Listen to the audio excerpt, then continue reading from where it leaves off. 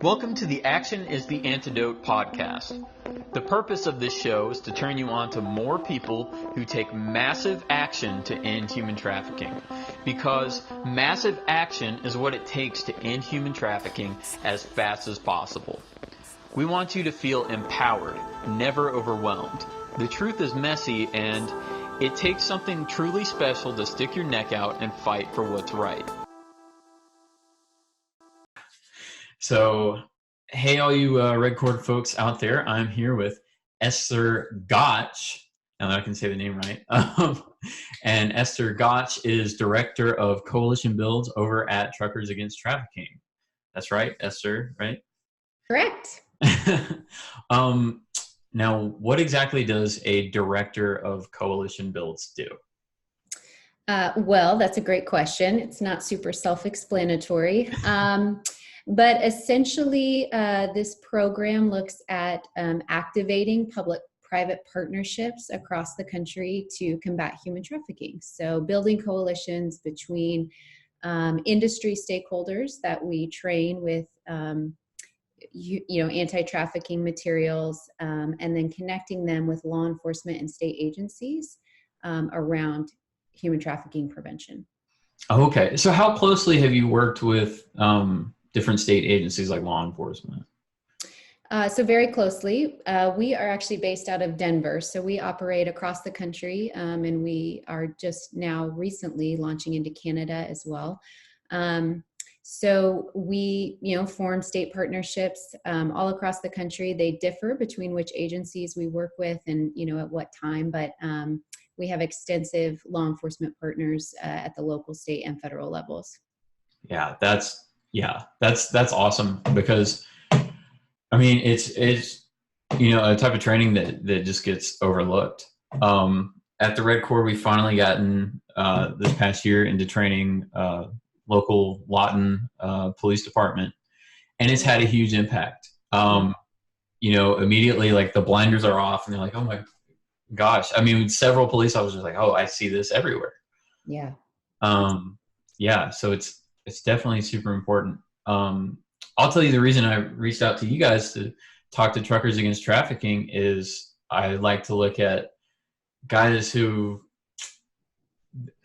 they try and solve the problems that are like the big elephant in the room. And I think it's really brave to call something Truckers Against Trafficking, because it's like, I mean, it's just common knowledge that, there's all kind of nasty stuff going on at the truck stops, and it takes a lot of bravery to stand up and kind of do that. Have you guys met any resistance from like the trucking community, and what does that look like? Sure. Yeah, I can answer that question. Let me back up just a second, though. I mean, the reality is, I'm sure you guys know with your work with this crime, is that really doesn't discriminate against industries. You have bad actors in every industry. So, and you see that if you just Google headlines of convicted traffickers, or buyers of commercial sex. And so, the trucking industry, from our standpoint, has actually received this information exceptionally well, and have actually been leaders in kind of taking up this issue as an industry and partnering with us as a nonprofit. And instead of, closing their doors or not wanting nothing to do with this topic, which is a seedy topic, for any industry to align itself with, we found that, for the majority of it, the trucking industry and the truck stop industry, and as well as the bus industry now, we just launched training bus drivers last year, have stepped up to the plate. They have been eager to partner with us, and the majority of folks in the trucking industry out there are, good Americans just like you and I, who, when they understand the issue and see what's happening across our country, they want to get involved and they want to do their part. And so it's just a matter of, activating any large workforce as it relates to human trafficking. So where they might see it in their daily life, actually trying to give them the tools and the resources to act on, those impulses to make a call or make a change. Yeah, I like that. Because for the most part, what I've seen is when people know when they're not ignorant any longer that this is an issue, and then they know what it looks like, yeah, they want to help, and they want to get involved. So when you train, for example, truckers, is it, who trains them? Is it other truckers? Yeah, so how our training modules work is we have a video and wallet cards as well as posters and things, but the Okay. training video is really the primary training tool. So that exists for folks in the trucking industry, so drivers, corporate employees, Mm-hmm. truck stop personnel. And then we also have a training video specific for the bus industry, so bus drivers, school bus drivers, transit employees, and then we also have training for law enforcement. But these industry-specific training videos are meant to be able to be utilized company-wide. So instead of us having to travel and train, all the 3 million CDL holders across the U.S., we have these videos that we offer free of charge. We make them readily available so that if a company, safety director or owner learns about this issue, says, hey, this is really important, I want my drivers to know about it, they can just put in the video into their orientation, and their drivers receive that training firsthand. Oh, okay. Yeah, that makes a lot of sense. What is the trucker training video look like? Is that the one that's on their the homepage of the website? Yes, yeah, we've got it on the homepage. It's a 26-minute video, and then we also have a shortened 13-minute video. Oh, okay. Yeah, I haven't seen the shortened one, but the long one I thought was pretty excellent. It covers a lot of ground in half an hour. I was really, really surprised, because most of the time you watch something like that, you'll hear a story, but then you won't get the information as well. I thought it was good at doing both. And I've heard a line that I'm straight up stealing, because as the Red Cord, we do a lot of presentations in the community and outreach to churches and things like that. And there's no such thing as a child prostitute. Mm-hmm. I mean, it was so simple in that sentence. I'm like, oh, I'm definitely stealing that. Because it's very true. And I've heard, unfortunately, many, established people use that word. And I've heard it in the news and the media, a child prostitute. Right. Hold up. That's, it's not right. There's no such thing. So I thought that was really excellent. Yeah, for sure. The language we use is super important. And we've been fortunate to, work with survivors who have helped, educate us, as well as so many out there, both in the movement and as well as just the general public, about really why language is so important and how we need to really shift a lot of our terminology to line up with what is most empowering to victims, as well as for us, really empowering our industry, not using shame as a tool for empowerment, but rather calling on people's good, and recognizing that most people, when they are educated on what is going on, they're going to do the right thing. And so that's really core to our messaging, is helping to shift the language and the cultural narrative around prostituted people, both children and adults, and hopefully to broaden people's perspective and enable more to step up and get involved. Mm-hmm. Yeah, even with language, even just saying survivor versus a victim makes a huge difference. And I've been trying to start, remembering to say survivor instead of victim, because it paints such a different picture, and it's empowering. And then what you said about shame, I think that's the temptation when you first hear about, this is a problem. You want to go beat down people's door and say, are you a part of this? And you want to do it out of anger and not love. I know right now at the Red Cord, we're working on a training curriculum based on porn's connection to human trafficking, how they're related, and how you can break the addiction. And really early on, and as a kid, I struggled with porn addiction, and I'll tell you, shame doesn't work. Right. It'll never work. You have to empower people, and you have to tell them, you can make a difference. Mm-hmm. So that being said, I'd like to hear a little bit about about your story. How do you decide you want to dedicate your time and like your mission to helping out Truckers Against Trafficking? Yeah. So I joined Truckers Against Trafficking in January of 2016. So prior to that, I didn't have a ton of experience in the anti-trafficking movement, or, I had a basic understanding of human trafficking, but my background was more in international development and things of that nature. And then I spent a lot of time just, working at restaurants and putting my husband through grad school and mothering lots of little ones. And in 2015, I met our executive director, Candace Paris, and had a friendship with her, and through her started to read more about human trafficking, learned about some of the books that had mentored her along this journey, and got more interested just from a personal standpoint in the issue, and how prevalent it is here in the US. And then about a year later, just as the TAT was starting to, we call ourselves TAT, Truckers Against Trafficking, as it was starting to grow and scale, they had this program of building coalitions that was really taking off, and they needed somebody at the helm to help really scale that program. And so it just really aligned with my heart, of building bridges between folks, to do good. And then obviously the more I learned about the issue, the more I just felt very strongly this was where I was supposed to be, where I was supposed to put my efforts and my time. Yeah, that's awesome. Was there a big tipping point for you, like an event or something that made you go, oh, I gotta I gotta jump in?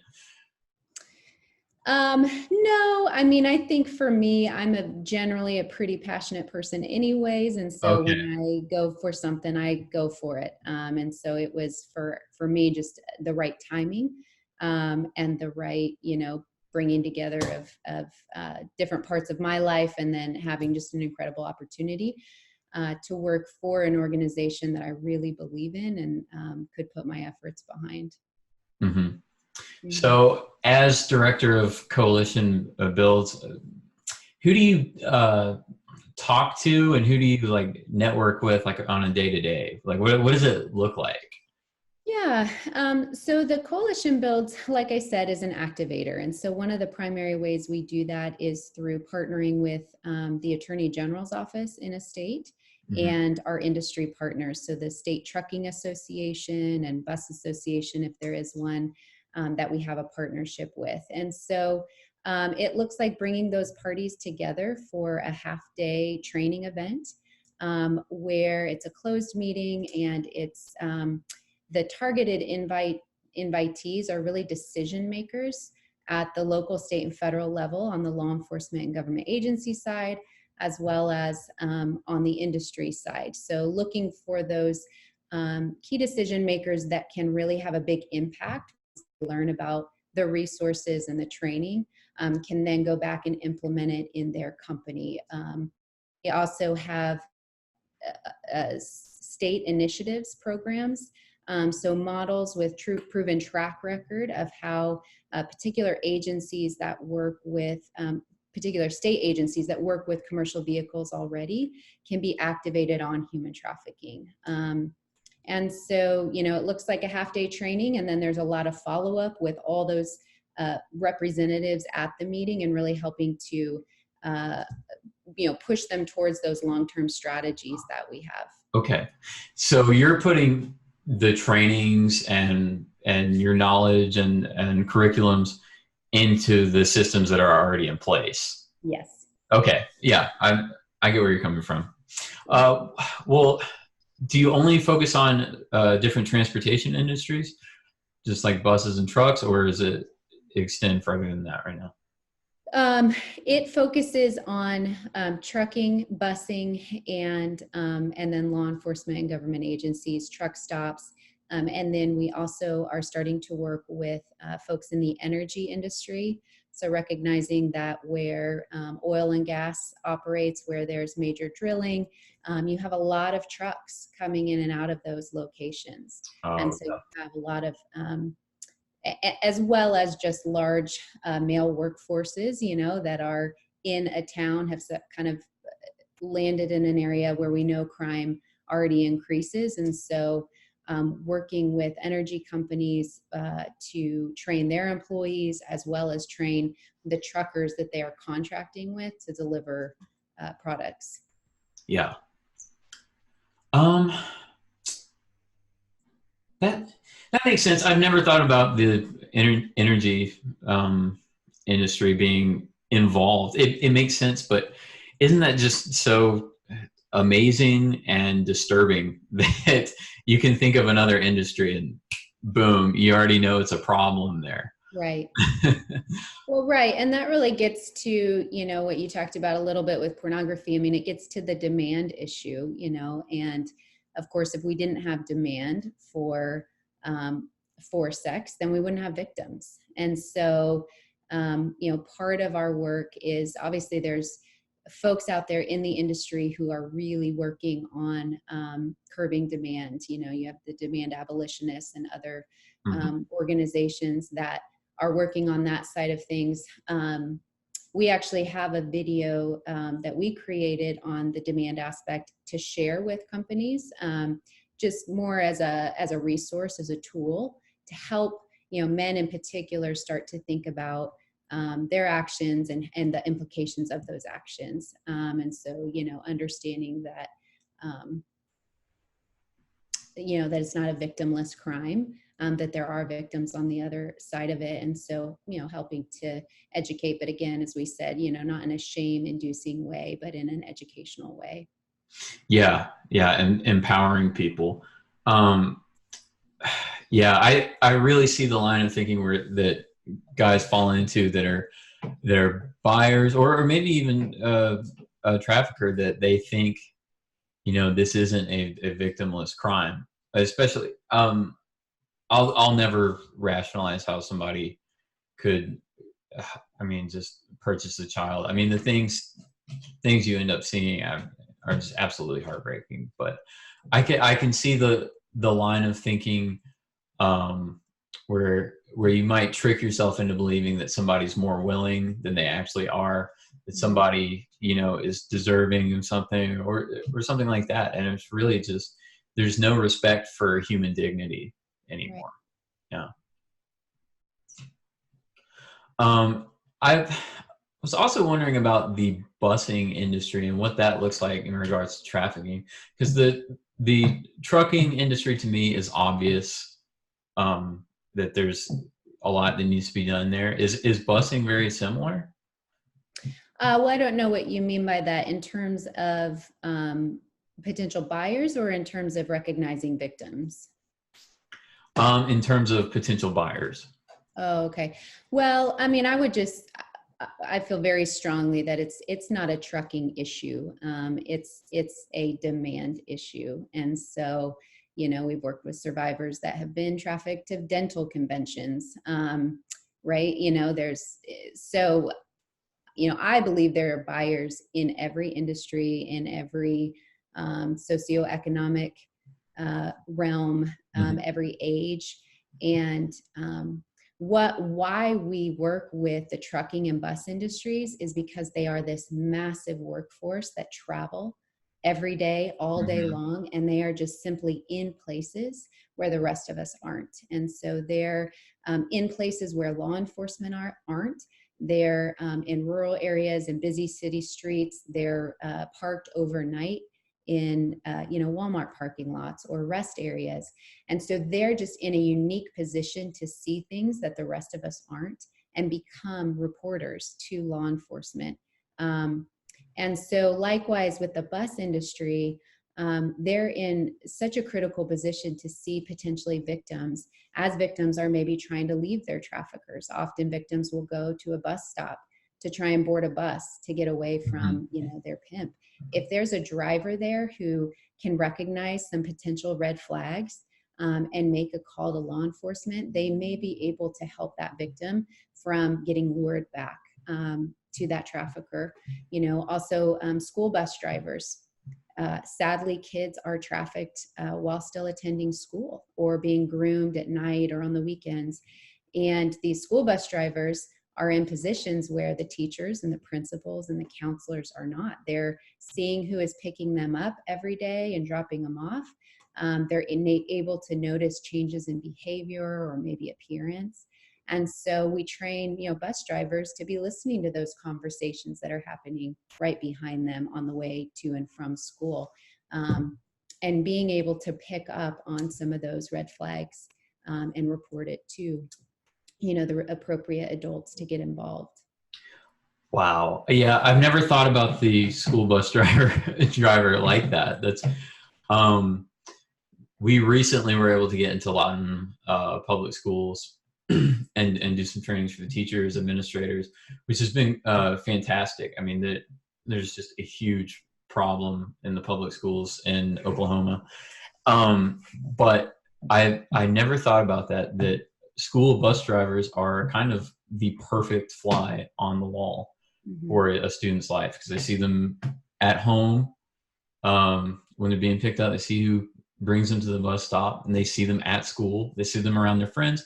And I remember being on the school bus. You don't think about the driver at all. So they're more, their behavior is less regulated, I guess. That's really amazing.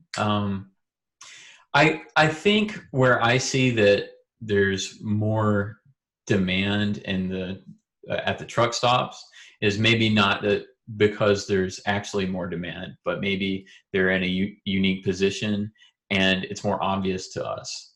I mean, it's really, we've been beaten over the head by media that truck stops are seedy and stuff like that. So maybe I have a wrong impression of it. Well, it's certainly an industry that has had an image problem, and at least our partners in the truck stop industry have done a lot to change that, to really invest in lighting and security and make them more family friendly. And again, it's like any other industry, you have individuals and businesses that are trying to run a good business. This is, a crime that comes to their doors. And, one of the things that I think is amazing is, these truck stops, they see thousands of the public come in and out of their doors in a day.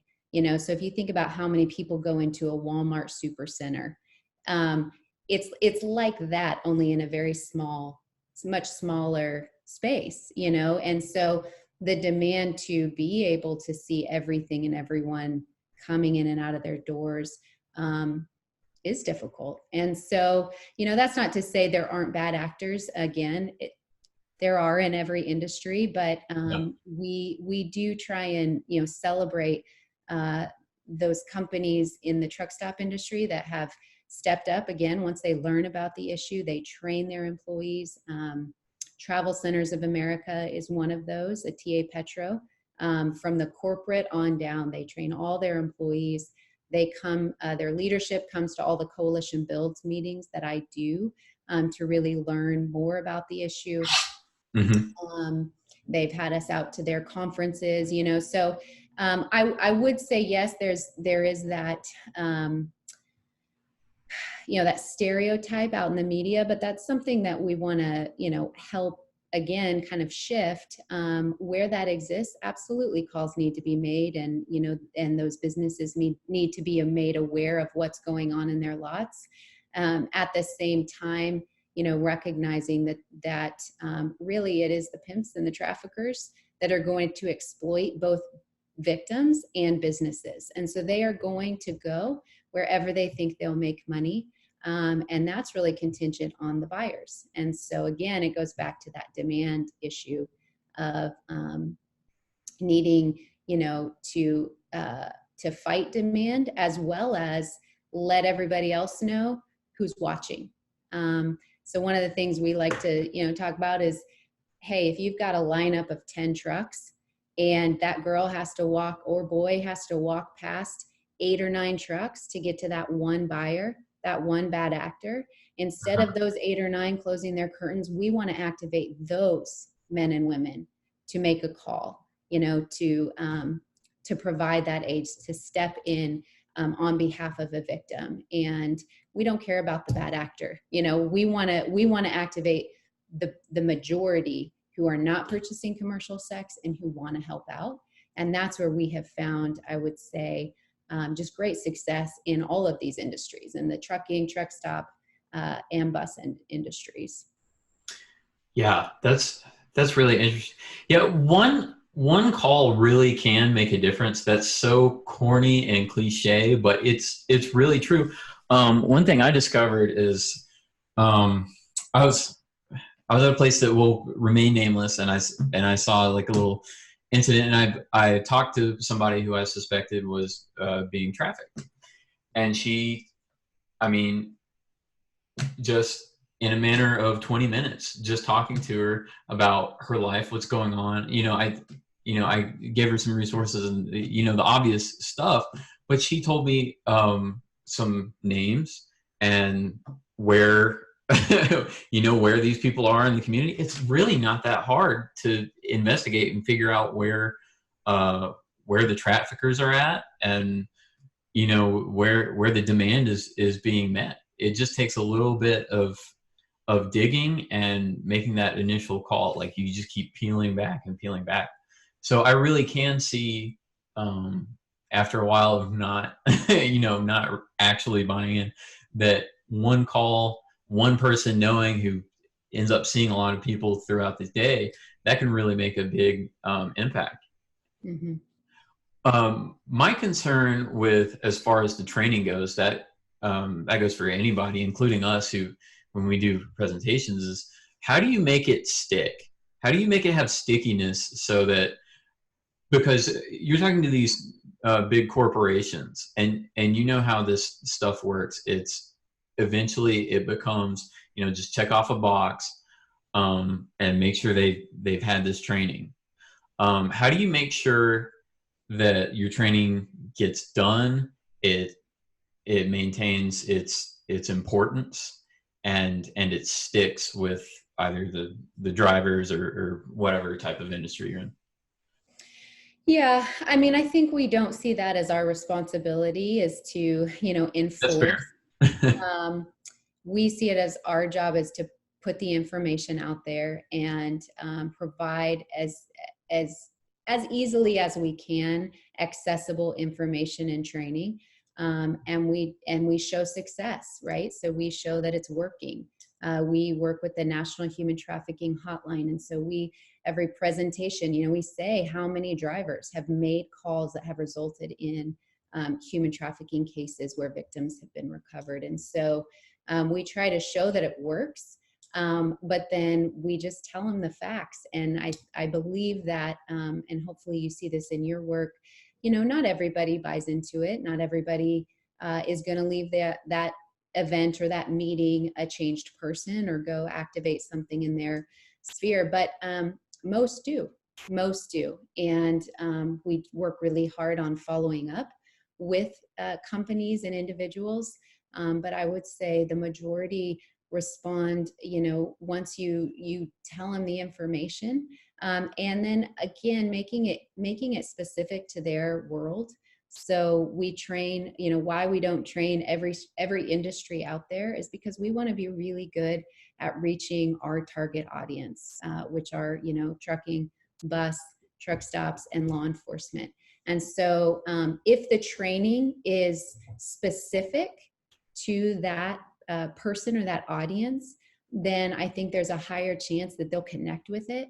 And it won't just be some general, horrifying crime that they need to get involved with, because that's too overwhelming. It doesn't give people action points, and it doesn't communicate empowerment in their everyday life. So we try and make it really accessible to, here's exactly what in your everyday job you can do, you can be on the lookout for. And we're not asking them to, make recoveries or approach traffickers or rescue anyone. We are asking them to call the national hotline or to call local law enforcement, but to be really good at, writing down those details so that so that those tips are really useful to law enforcement in hopefully recovering those victims and then going after the perpetrators as well. Yeah, that's awesome. Yeah.